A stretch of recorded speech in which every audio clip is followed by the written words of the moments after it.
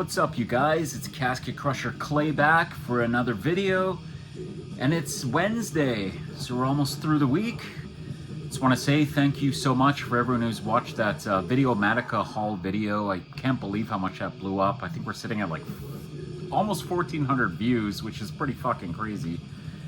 Like I said when I started this channel, and maybe a couple people would watch the videos, so to see something like that just kind of blow up is pretty awesome, and I appreciate all your support.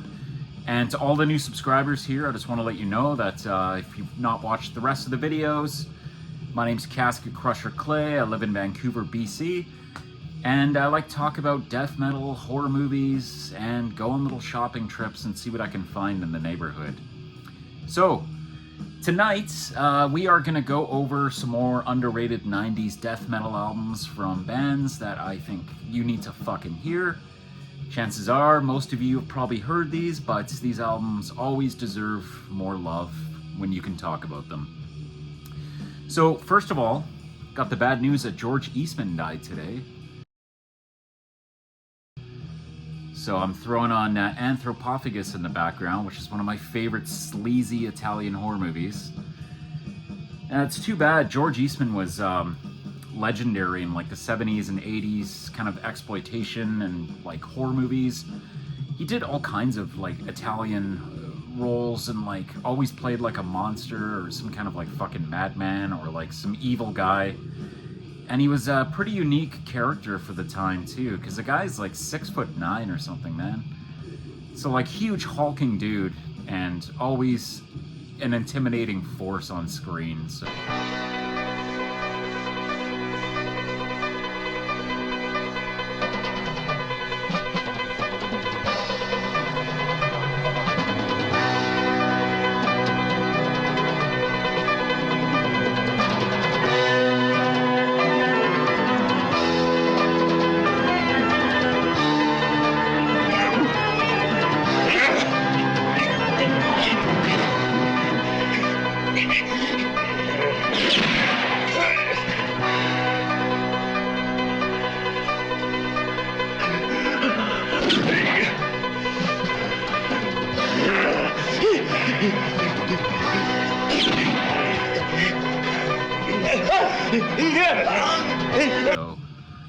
yeah, I'm gonna watch Anthropophagus and probably throw Absurd on after tonight, after this one's over too, because all these legends, they're not gonna be around forever, so you gotta enjoy them while they're still around.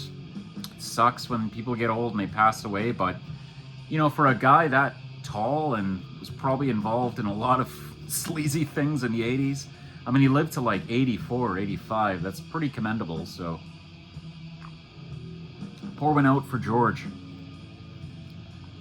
So, just gonna go over 5 bands, 5 albums, and just kind of talk about some stuff and why I like it. And yeah, hopefully there's something you want on here and something you can listen to after if you haven't heard it. So the first album is, we're gonna go to Finland, and we're gonna talk about Pertinence.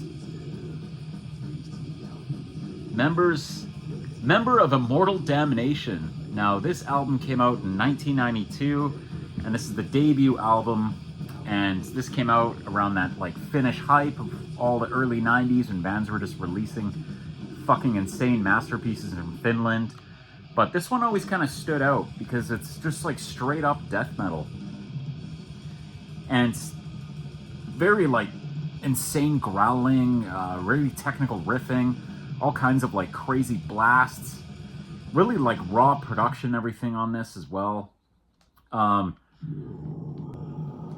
hard hitting riffs. Look at that cover as well. I know these guys are still active. I think they have like 3 or 4 albums. Only heard a couple of them, but I mean, all you really kind of need is this. This is such a raw, like straight up death metal album.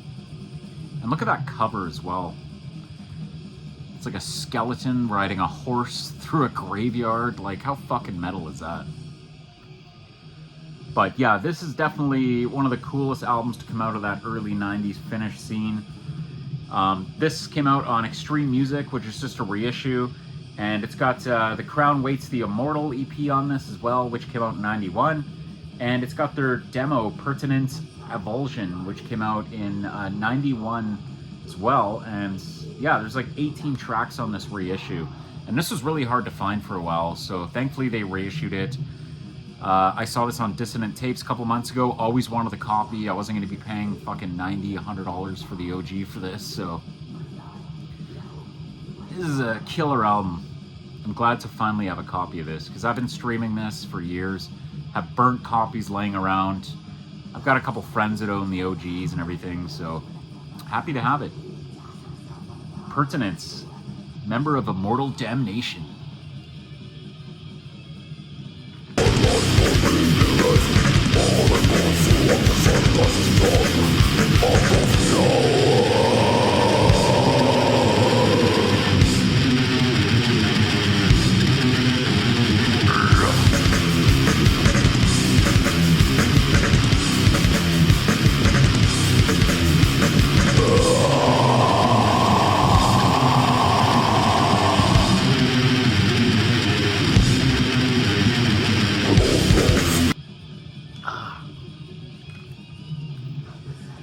Some of the best songs on this, I think, are The Crown Waits the Immortal, which is like a re-recorded version from one of the demos on here. Black Vision is probably my personal favorite track on there. Fucking killer song. And then next we'll take it to Germany with Blood's Christbait. Now this album came out in 1992, and Blood has been around since the late 80s, I believe, but they've always kind of switched up their sound. It started off as kind of like a grindy band and then turned into straight up death metal. And I mean, they're still playing shows. They're supposed to play in Mexico, I think 2 weeks ago, and cancel last minute. So, I mean, that sucks. There's a lot of drama involved in that and a lot of, you know, sour promoters, which I don't blame. But this album, you know, nonetheless, this album is absolute fucking killer. This has just got so many, like, chuggy riffs on this and groove. Kind of has like an American sound on a lot of the songs as well. The album's like under 30 minutes too, so it just fucking, or just over 30 minutes. I think it just comes in and like hammers you and smashes your fucking head in.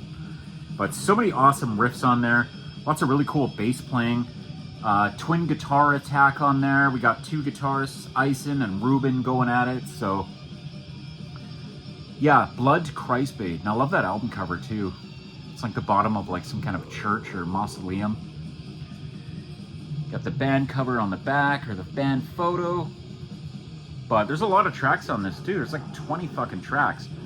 But my favorites here are Harass, Dogmatize, Self-Immolation, Be Doomed. There's so many fucking wicked songs on here. I don't think this album gets enough praise. When you look at like 90s lists, you don't really hear a lot about Blood Christbait. So I don't know if it's kind of overshadowed because a lot of people look at them as kind of a grind band when they started. I've got Impulse to Destroy as well, which is another great album, but this, like I said, this is just straight up death metal. And the production on this for the time is fucking killer. If you haven't heard Blood Christbait, definitely check this one out. Especially if you kind of like your, like, you know, heavier style, what Morbid Angel was doing kind of after like the Steve Tucker years, but like just sped it up. Kind of like sums it up.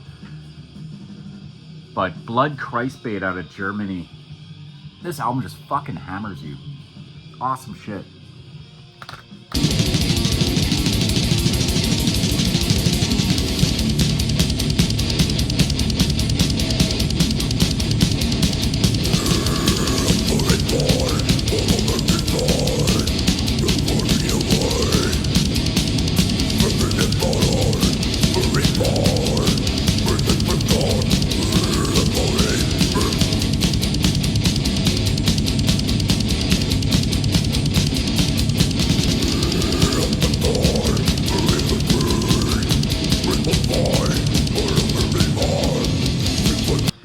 Alright, and the next one we're going to look at, this is a really unique album for the time as well. So, this is Detest's Dorval. Now, this came out in 1992, and this band is from, or it's came out in 94, and this band is from Denmark.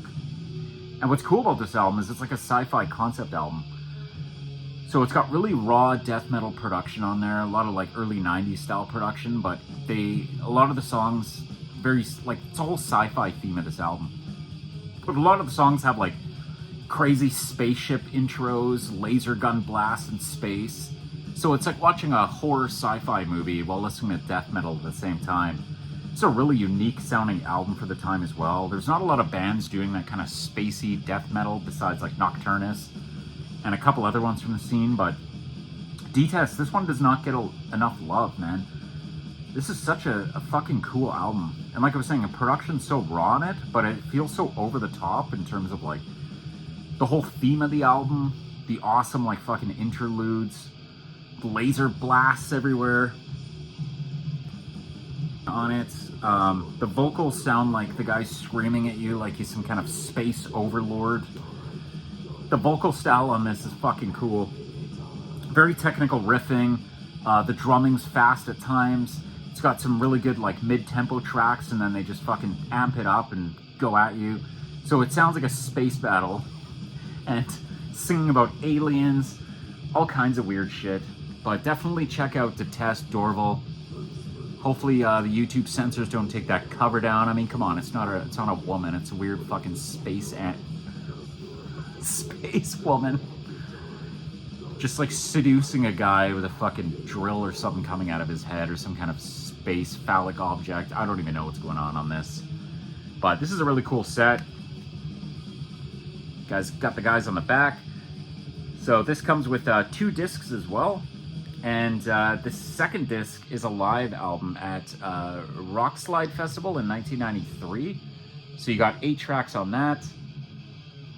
But yeah, this is one of the most unique kind of albums at the time, because, you know, everyone's singing about, in the 90s, about death and, you know, disease, pestilence, zombies, gore. But Detest on this album are just singing about straight up horrors of space travel, battles, everything, aliens. But yeah, awesome album. Definitely check this one out.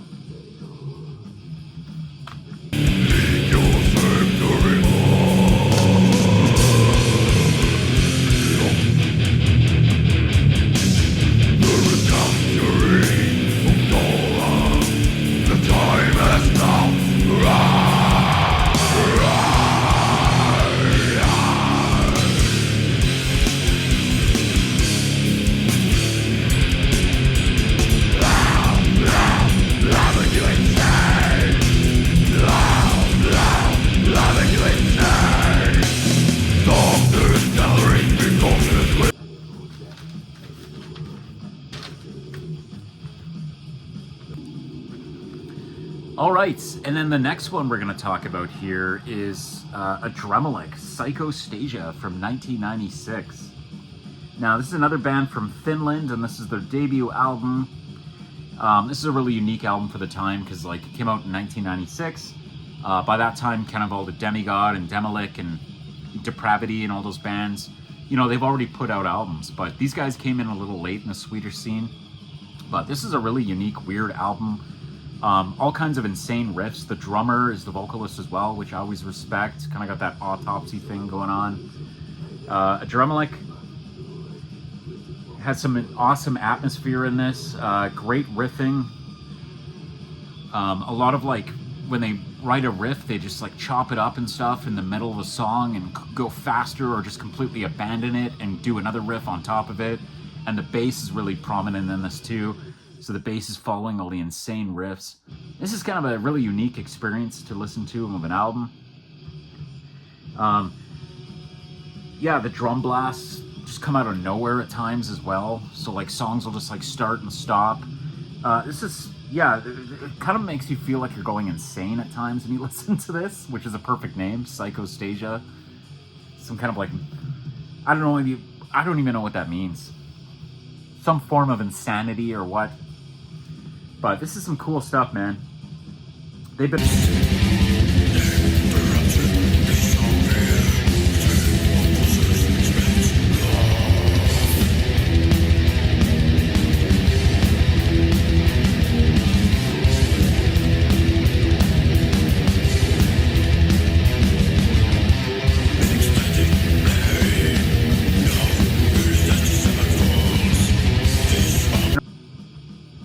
yeah, Adremelik. Love that cover that's going on too with like the zombies.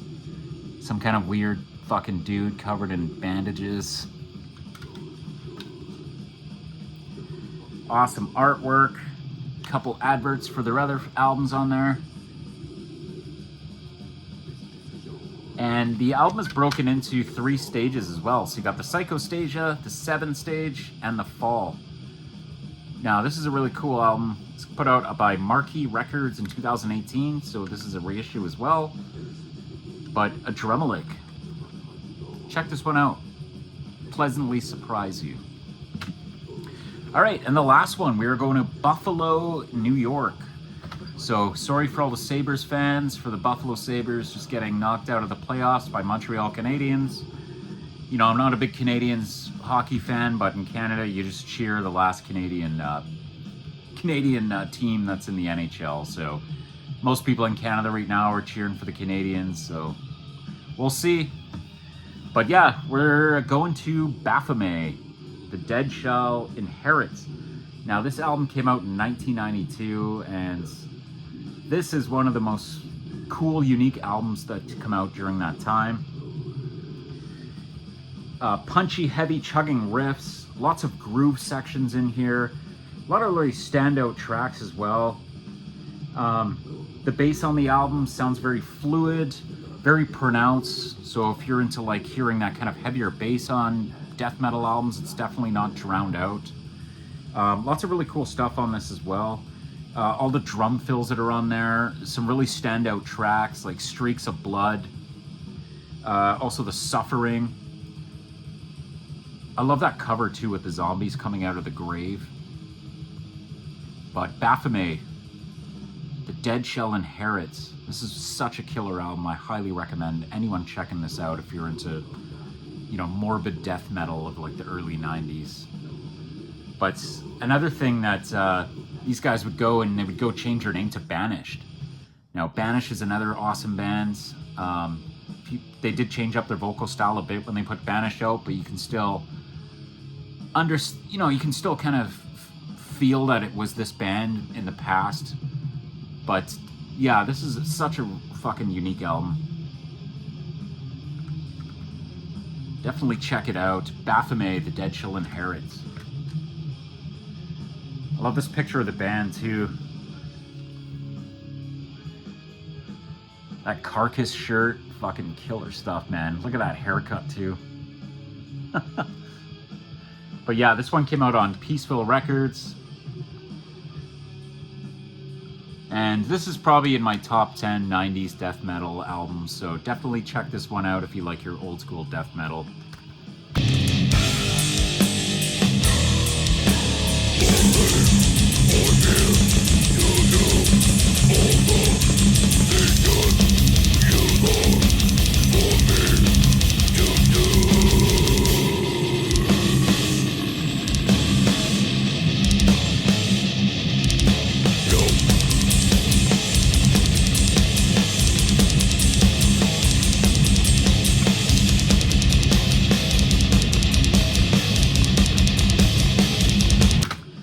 But yeah, that was 5.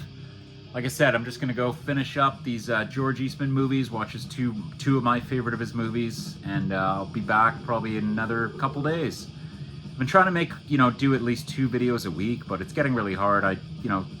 Big changes are at my work. I just recently got a promotion, so I've been spending more time there, doing more kind of admin stuff. But I'm gonna probably try to make another video on the weekend. I don't know what it's gonna be yet, we'll see. Got some stuff coming in the mail, so yeah, thanks again for watching it, guys. And if you've heard any of these albums, let me know in the comments.